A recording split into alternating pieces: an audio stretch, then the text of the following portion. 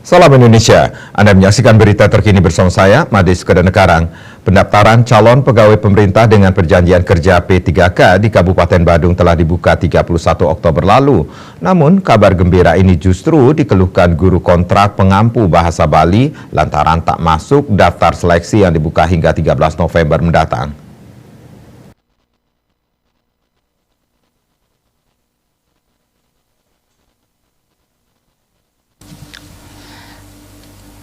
Dewa, salah seorang guru di Badung, mengaku terkejut membaca pengumuman karena guru bahasa Bali tidak masuk rekrutmen P3K.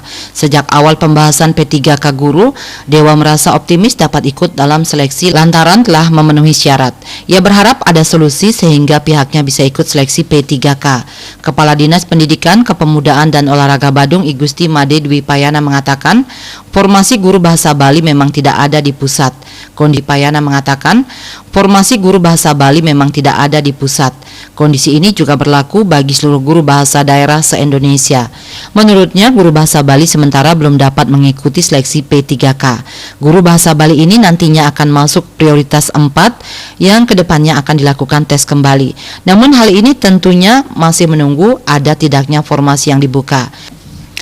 Di sisi lain, Ketua Panitia Seleksi P3K JF Guru Kabupaten Badung, I Gede Wijaya mengatakan, dibukanya seleksi guru setelah keluarnya keputusan pemerintah pusat. Dalam rekrutmen P3K guru ini dibuka sebanyak 2.691 formasi.